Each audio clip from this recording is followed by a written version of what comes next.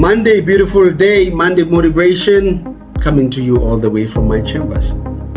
Now, ladies and gentlemen, my awesome Monday motivation tribe, it's that time of the year. I think it's tough right now, we all know. Either it's exam times or the point is that it's that time of the year where things are at their peak, where there's too much pressure, where things are tough. So let me try not to make this too long. My Monday motivation today, I'd like to talk about something that we all struggle with, time. You know, in Africa, with those who come from Africa, they say, they talk about African time. But a wise man said there's no such a thing as African time. It's wasting other people's time. So you should actually be ashamed if you are always late and you are not on time and you call that African time. There is no such a thing. So with that being said, just like the same way of reading that African people, black people don't read, if you want to take something or hide information for a black person, put it in a book. These are the things we cannot deny the truth where that is concerned, but these are the things we really need to improve on. So today I thought, let me just talk about one thing, a time hack that can actually help you improve your time management, how you do that. Now, there are two phrases I'd like to start with. It's been said that there is no such a thing as time management. It's actually self-management, meaning that you are managing yourself, meaning that when you are late, your time is not managed well. It means it's self-mismanagement, not time mismanagement for that matter. The other thing is called energy management. You're actually managing your energy. That's why you're able to do things and you're unable to do things. So I'd like to talk about the time hack. And it's very simple and simplified. The time hack that I'm going to talk about that helps a lot of people. Trust me, we CEOs, people in high positions, people in institutions, we actually work and we use this time metrics that I'd like to discuss. It's probably not foreign for many of you, but if you've never heard it, you can actually learn even more where this is concerned. There's a time metrics that was created by the famous Dr. Stephen Covey, who wrote the book 7 Habits of Highly Effective People. Now let's go through this time metrics so that it can actually help you in terms of your time hack. Remember what you want here. You want 20% effort to give you 80% of the results, but that will only come if you utilize your time correctly.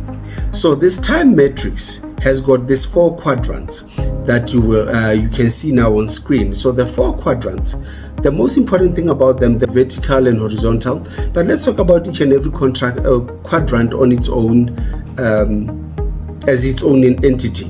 Number 1, we've got a very important quadrant that we call important and urgent, or that we call critical and essential.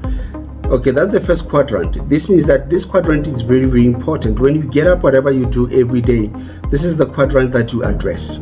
I'll come to it. The second one, we talk about the quadrant that is important but not urgent. It is important but it's not urgent, meaning that if you don't do it now, you won't die. All right, and the third quadrant, urgent but not important. And then the fourth quadrant is not urgent, is not even important. Now, the reason why this time hacks, my people, is that a lot of people lack time management, or what you call self-mismanagement, time mismanagement, energy mismanagement. That's why you don't get things done. So now here's the thing. Structure your life as follows. Something that we call, quadrant 1, what you call critical essential, something that's important. What does this mean? And every time when you get up in the morning, you put your 4 quadrants. The first quadrant, you look at the quadrant 1. These are things that if you don't do it, they will kill you. You will die. Okay, I'm serious. These are crises. Let's make an example. If you are in business, crisis could be you get up in the morning, you open your business, and when you get there, you find the clients are complaining. They've written bad about you on social media about something maybe that you did or you haven't done, and the word is buzzing, is going out there, meaning that on that day, everyone who sees your business, everything is negative. That simply means that it's going to affect the clientele or the clients who will be coming in. You need to deal with it. That's crisis. We're talking about emergencies. By emergency, what do you talk about? If somebody faints, or let's say, for example, we are busy in a meeting and then somebody decides to faint. We don't even know if they're still breathing or not. That's an emergency. You need to address it. If you don't address it, somebody would die. That's what we're talking about when we talk about emergencies, okay? There are pressing problems that are there. For example, let's say, for example, you are sitting in the office and you hear that one of the pipes has burst in the building. You're not going to continue the meeting. You need to call the plumber. You need to even use your own skills that you have, like maybe take a faduk and tie whatever it is, the pipe down. It's something to stop the water, or otherwise you know exactly what's going to happen, okay?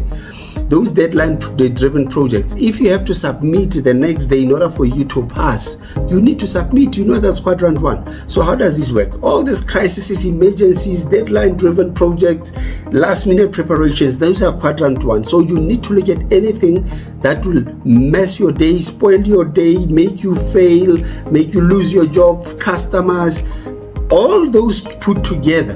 That's what we call, those things are urgent and they're important. Like I said, they will mess up your life, if I have to use the word. They will kill you. They will just displace, they will mess up your day. So quadrant 1, that's what you do. It doesn't matter. Other things like in quadrant 2, which are important, but they are not that urgent. For example, let's say you need to prepare to make a preparation and prepare for, let's say, for example, okay, for next year, for your future. You want to prepare and come up with a plan to get rid of the new habit. You can't do that before you address the crisis. So this thing is important, that I need to have a plan where this is concerned, but you first need to address what? You first need to address the quadrant 1 things. If you understand how this thing works, even when I walk into my office, I know what is critical, essential, what is bad that we need to address. That's what we do. Okay. The one that is not important but not urgent, you just schedule it and make sure that, okay, I'll do this 8 p.m. tonight, or I'll do this tomorrow morning, and then you still go and do them. These are the things that need preparation. What we're talking about preparation, planning, things to prevent, the values clarification, things that we call, capability improvement, relationship building. Yes, relationship building. We need to talk now, but I need to work, I need to study. It's like, it's important, my so-called partner, let us talk, but we are not going to talk now. I just need to finish my studying, I just need to finish what I'm doing, and then we can then talk. All right, then let's talk about 6. I'll be taking a break. It's important, but it's not urgent. Nobody's going to die if you don't do it then. That's what you're talking about. Okay. And then the quadrant 3, the one that's things that are urgent but that are not important. For example, the notification that you get on your phone is not important, but it may be urgent, from social media. Somebody has DM'd you. Some call, for example, I don't answer my phone. I say to people, if you know me, you have my number, send me a WhatsApp, send me a voice note. Because why? Even if it's important, I'll schedule when I listen to the voice notes and when I respond to you. I don't answer phones by demand because somebody called, I must answer. I do not do that. So if you don't do that either, you will never get any answers from me. You won't get any calls from me whatsoever. So that's how it works with me. So I know it's important, but it's not urgent, so I'll schedule it. Okay. So those phone calls, the email that just pops up while you are busy, focus on what you are doing instead of just allowing emails to just because you are busy now with quadrant 1 dealing with crisis, then some email pops up. You don't even know what it's all about. Then you stop what you're doing to go for the email. That's not how it works. Okay. There are a lot of things. Look, I can say these things, but it would sound that I'm judging people. But just know for sure, if it's not going to kill you, if you can still do it later, then you don't need to do it and respond to it on demand, as I said, like those notifications, etc. And then the quadrant 4, which is the last quadrant. Now, this one, that's things that are not important, that are urgent. Just delete them. Don't do them. Or just keep them there. Whenever you get time, you can actually go and do them, but you don't actually need to do them. Okay. So there are a lot of time wasting things, like for example scrolling through it's important to some people, right? But just scrolling through social media, that should go into quadrant 4 to say, when all else is done, I'm done with quadrant 1, 2, 3, 4, only then I'll get to the other quadrant. Okay. So basically, this is how it works. Just divide your time of the day into 4 quadrants. Let's just quickly recap. Important and urgent. All right. And then the second one, important but not urgent, schedule them. The ones that are urgent but not important, what do? They go into quadrant 3, meaning that when you are done with quadrant 1 and 2, only then you can attend to them. And the last one, which is quadrant 4, when you are done with the 3 quadrants, if you don't have time, just delete them and leave them. They are not important and they are not going to serve your life.